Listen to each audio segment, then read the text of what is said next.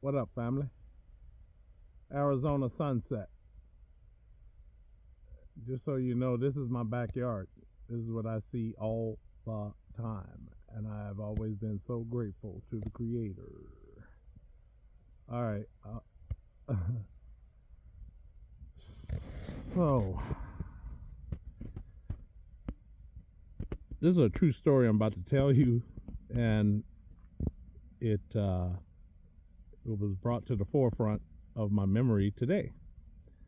And so I left the house to go feed cows, and I stopped at our little general store, and I see Miss Debbie, who is a she's the waiter, the person that takes your whatever items and rings it up, right?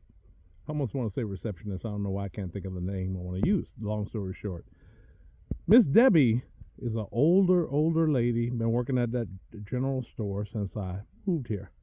And when I first got here, it was like day 3, and I got a farm.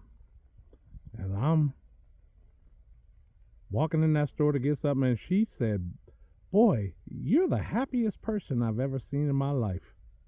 And that's because I was happy. I got a farm after all these years dreaming about it at the age of 50. So fast forward time, her grandkids, I got to know the whole family. Her grandkids were my little cowboys since they were little, here helping me on the farm, paying them a little money. Well, when I went to the store today, I saw her daughter looking at something, and I just didn't even really say hello to her, and I went to Miss Debbie for her to check me out and talk a little bit. And then before I left, the lady, her daughter, was like, I said, "What is that you keep looking at?" And we got to talking about her little item, and she happened to mention it was from her dad that passed away. And I went to telling her a story, a true story, and the story goes like this. I got ribs, 2 slabs on the smoker, and I've been smoking them for probably like 4 or 5 hours, 6 hours. It done got dark. It's like practically 8:00 p.m. And this is how I say it. This is how I heard others saying it. This is also what I know in my own way to be true. And I will say this. Now, mind you, just got through cooking these ribs, right? About to take them off the grill.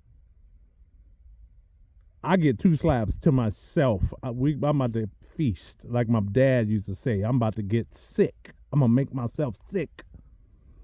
Well, the Holy Spirit talked to me. Now, could have been one of his friends, one of his associates, one of my long gone family members. All right, let's just say the Spirit. The Spirit says, "Don, take these ribs and go bring them to Miss Debbie. They people just passed away yesterday. Go bring that food. That's how we do it. When someone passes away, the neighbors, all and your families and friends, they all make food and bring it over. So you dealing with enough, you don't need to be worrying about cooking and serving nobody, tending to nobody, and they are there to support you in that way." So the Spirit tells me, take these ribs. Now, I'm living like a wild man, right? But I promise you, the 5-gallon bucket, plastic bucket, was clean.